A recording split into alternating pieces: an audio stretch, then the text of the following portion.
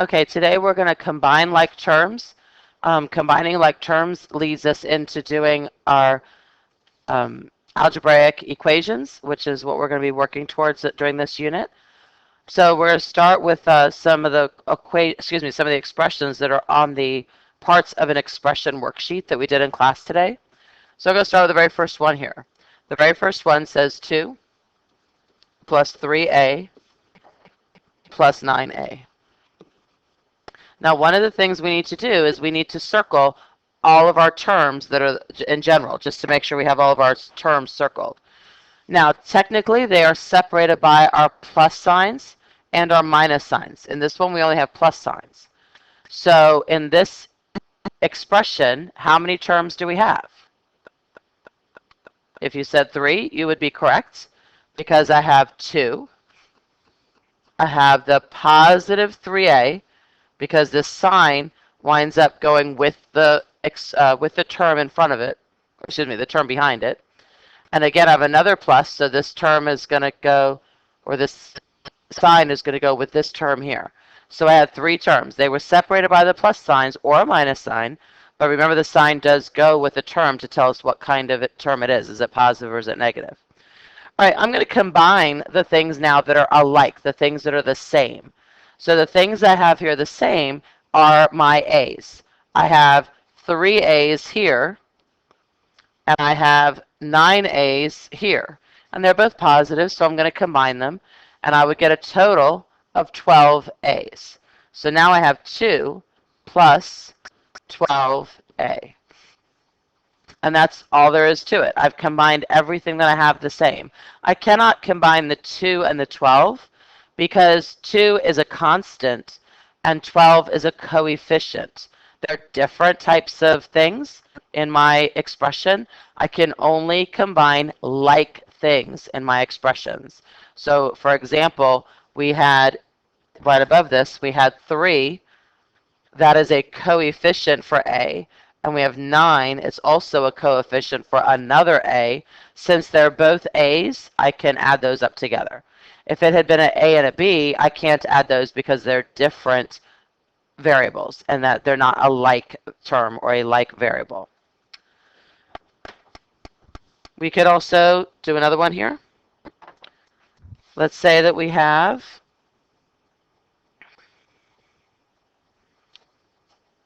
like number 5.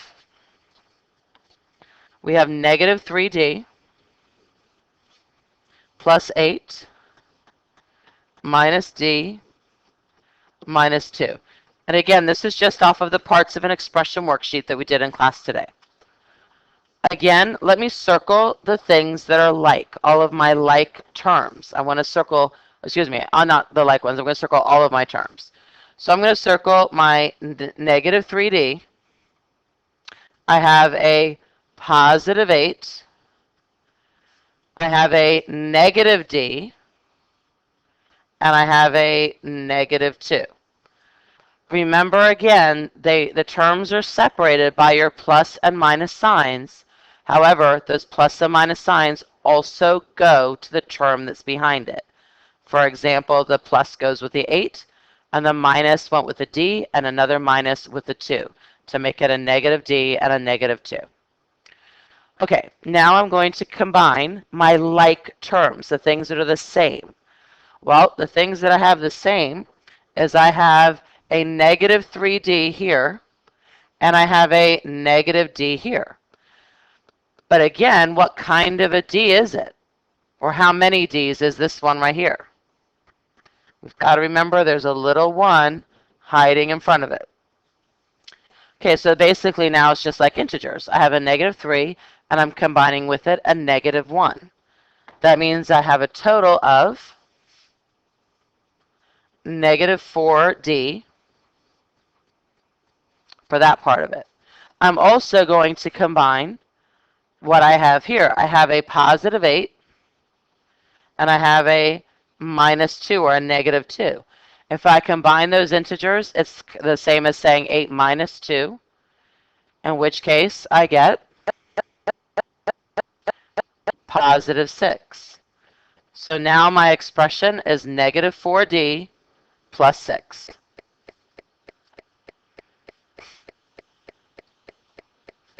Let's do one more like that. I'm going to do number 17. Number 17 says 7x minus 5 plus x minus 3x. Okay, again, let's circle all of the terms. I'm going to circle 7x. I'm going to circle negative 5. I'm going to circle positive x, remembering what number goes in front of the x. And I'm going to circle negative 3x. Okay. Now I'm going to combine my like terms, the things that are the same. And I'm just going to do two things at a time. So I have a 7x here, and I have an x here. So if I have 7x plus another x, how many x's do I have? I now have 8x. And I'm going to subtract 5, because I still have that, so I'm bringing that right here. And I'm also going to subtract 3x. So I'm just bringing those two things down, because I already combined the 7x and the x. All right, now I need to still combine. So I'm going to combine my 8x with my negative 3x. So this is like subtraction, or a positive 8 and then plus a negative 3. So now I have 5x when I combine those together, minus 5. Again, this is as far as I can go, because I have two terms left. I have a 5x, and I have a negative 5. This here is one term, and that has a variable with it. This is another term that is just a constant. So I cannot combine those two together. They do not go together.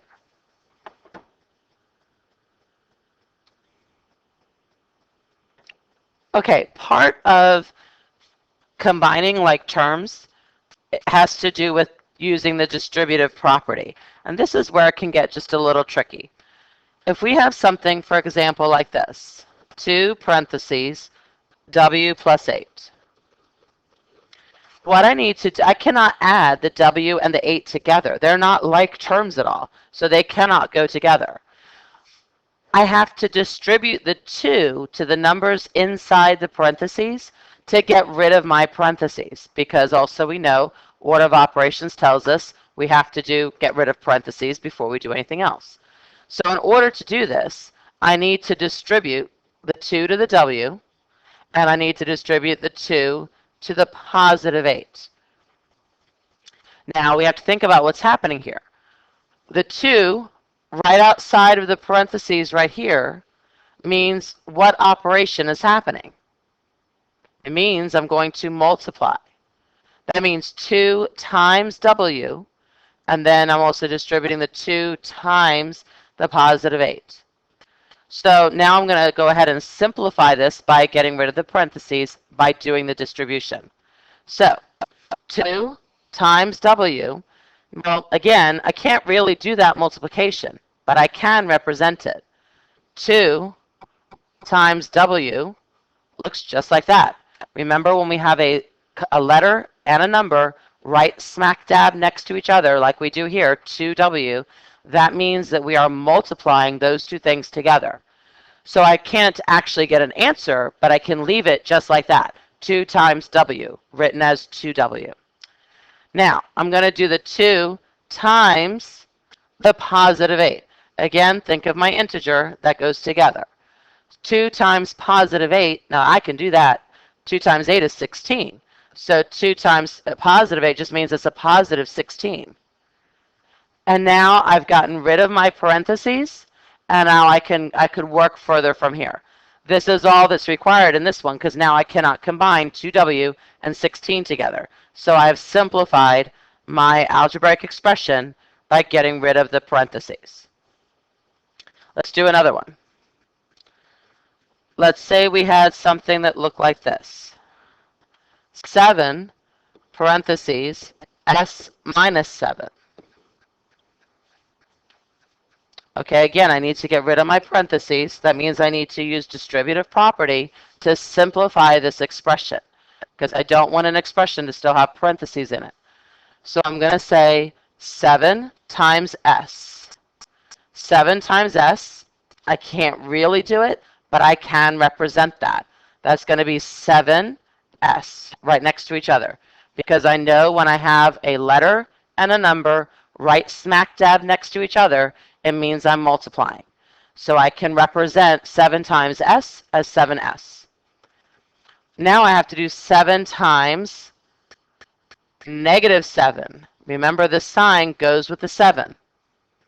So 7 times 7 is 49, but we know it was a negative times a positive makes it a -49. And again, I'm done with that one. Sometimes you're going to see the distributive property written a little bit different. It might look like this. T plus 7 times 3 this way. It's still distributive property. Now, if you want, you can do it, I'll call it backward, by distributing the 3 to the t, like this, and then the 3 to the +7 like this. Or, if your brain doesn't like it that way, my brain actually doesn't like it like that, I always like to have the number I'm multiplying by in the front. So all I'm going to do is move it around. Because this, I like the look of this better. That's all. If you like it the first way, that's fine. You can do it like that. If you prefer to have that number in front, you can do that. Because remember, commutative property tells us I can do all of this times 3, or I can do 3 times all of this. It's the same property. Or a commutative property is the same thing, I should say. All right, I'm going to do the second way, though, because I like this a little better. So 3 times t gives me 3t, because again, the letter and then or the number and the letter are going right smack dab next to each other to show that we are multiplying those two things together. And then I have 3 times +7. 3 times +7 is a +21. And so there's my answer for that, 3t plus 21. Again, the whole goal with distribution is get rid of those parentheses. Okay, let's make it just a little bit harder. Let's say that I have 2 parentheses 2g minus 5g. Again, I need to get rid of those parentheses. In order to do it, I'm going to distribute. Now, I could actually do the 2g minus 5g first, and I would get a -3g, and then distribute, but I'm going to go ahead and keep with distributive property. So that means I'm going to take 2, and I'm going to times it by the 2g right here. And I can do it this way because what we're doing is we're saying 2 times 2 times g. Well, I can do the part I can do. I can do 2 times 2 together. So let's do that. And let me write it out, actually. It means 2 times 2 times g. That's what I'm doing right there with that part.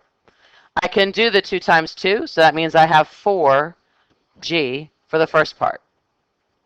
Now I'm going to go ahead and distribute the 2 to the -5g. Remember, it's a -5g. So what we're saying there is we have 2 times a -5 times g. Well, again, I can do this part right here, so let's go ahead and do that part. 2 times -5 is -10g. Now I can simplify this one step further because, again, I can combine like terms. I have a 4g right here, and I have a -10g. So they can be combined together. And now I wind up with -6g because 4 minus 10 is -6. Okay, let's simplify this expression here. To do this, again, I'm going to start with my parentheses. I need to get rid of my parentheses. So I'm going to distribute the 2 to both of the numbers on the inside. So 2 times 3 gives me 6x.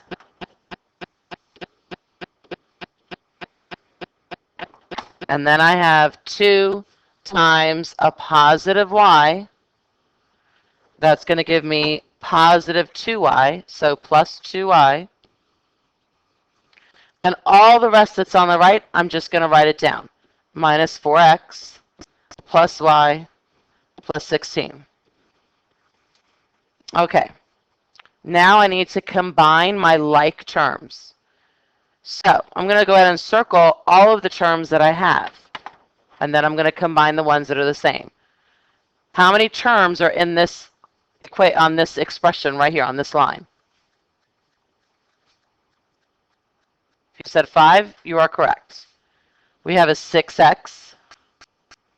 We have a plus 2y. What is the sign going to be on this next term?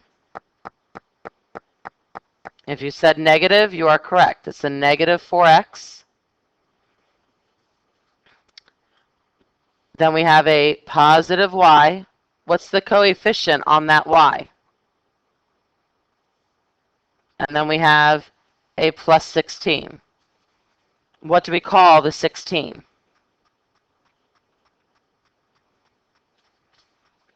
Okay, let's combine my like terms. Well, I have an x here. Well, actually, I have 6 of them. And I have a negative 4x there, which means I have 6 minus 4. That's 2x. I also have some y's I can combine. I have a 2y here, and I have a 1y there. So together, that's 3 y's, and they're positive. So it's a plus 3y. There's only one thing left, and that's this constant of 16 that's sitting over here all by itself. There's nothing else I can combine that with. There's no other constants in here. So that's just going to be a plus 16. And then this is my final answer for simplifying that original expression.